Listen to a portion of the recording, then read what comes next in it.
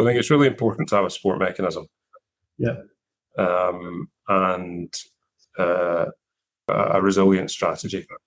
Yeah. And this is part of the, I guess, one of the real challenges that service providers have, but particular property factors, because we, as I said, we're blessed to have such long-term relations with customers, but sometimes it can go the wrong way. And really important that the staff feel that, and don't get me wrong, sometimes staff don't get it right, and if that's the case, we'll help them to acknowledge that to the customer and to see how we can do it differently. But if it is a case where the property manager, for example, is feeling like they don't have anywhere to go with something, then they'll get the support. We're very lucky, actually, and it's probably more to do with the layout of the office you've been in here. It's pretty open plan.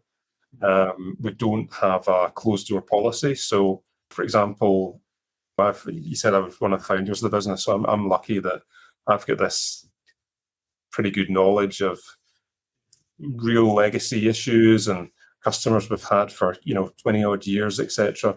And we really want, whether it's the receptionist or whether it's the business support or the PMs or business development, whatever, everyone has to feel there's no barriers for them to ask anyone in the business anything at all at any time.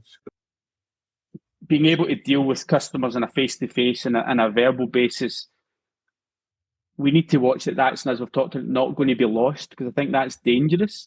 And in a post-COVID world where people are still going through a lot of their problems, a lot of things, and as we've heard previously about IRPM surveys are being quite abusive in their calls to companies like us, other companies, estate agents, nurses, doctors, etc. I think we need to make sure that customer services is getting to a limit. You've talked about it, business relationships of mutual respect.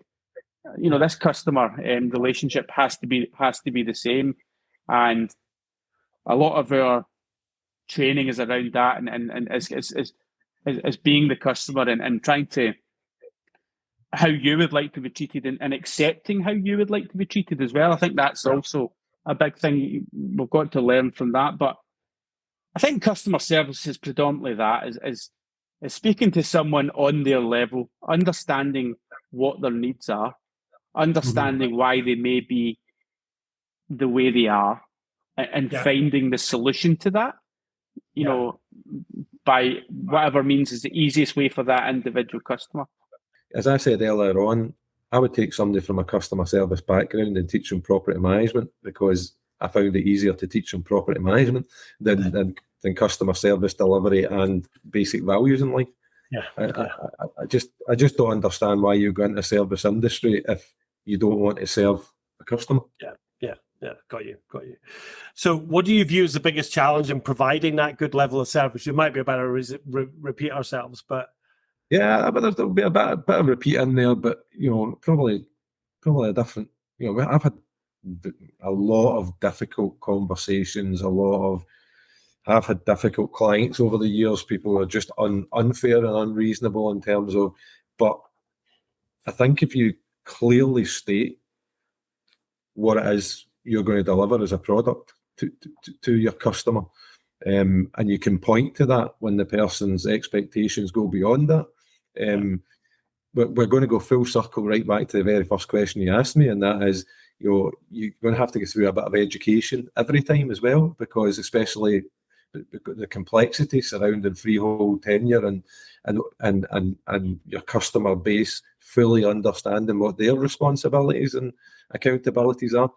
And then for me, it's more about how you deliver back when they're challenging you, or you've got to be calm, you've got to be factual, you've got to be constructive. You've got to make sure you're not making excuses. Anytime I understand, because sometimes when somebody raises something and we have fallen short, they'll have more respect for you if you actually put your hands in the air and say, we've got this wrong. Yeah, I mean, we're obviously dealing with third parties a lot of the time as well, so we've got to go to surveyors, go to contractors, await their feedback as well at times. They've got to go to site and find these things. So in order for us to be able to regurgitate that back to them, it can take time. And you're right. I mean, you pick up your phone and you've got WhatsApp there, and you're pinging messages, videos, pictures back and forward with friends and people instantly. And it's hard to then detach from that and take that into your workplace where, you're not just ping ponging messages back and forward, and it can, there's a better way to do it. Biggest challenge is, it is maybe that expectation, where we're trying to provide a good service. And it could look like you're not coming back to them as quickly as you could. Obviously we've got our T's and C's, and we'll try we will be keeping to them as best we can. And then, barriers, things like we've talked about the Zoom,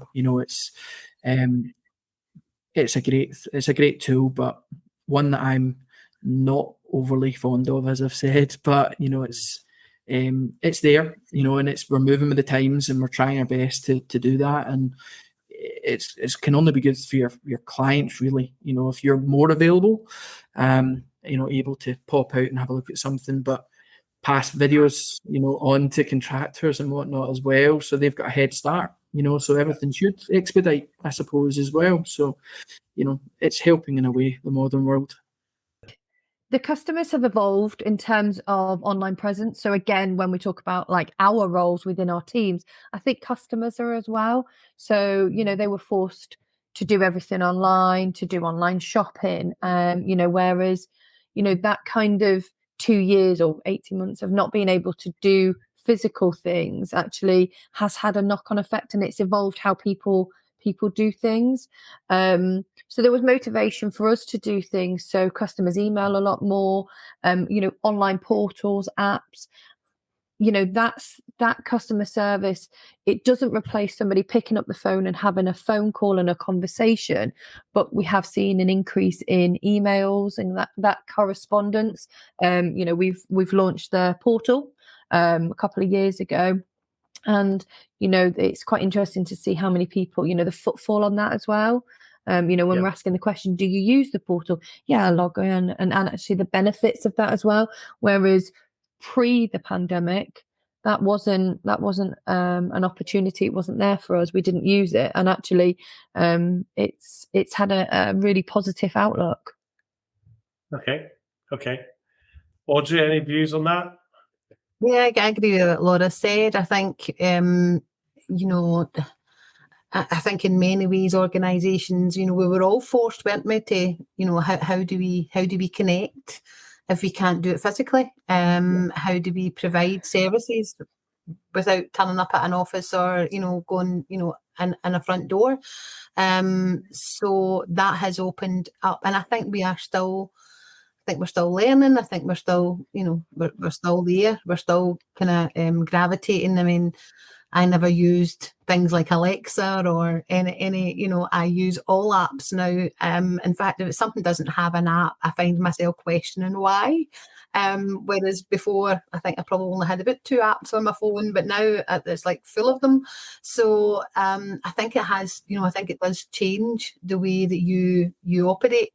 Of course, it's not for everyone. I think there is, there's still elements of our society that we need to make sure that they don't feel isolated or excluded. Yeah.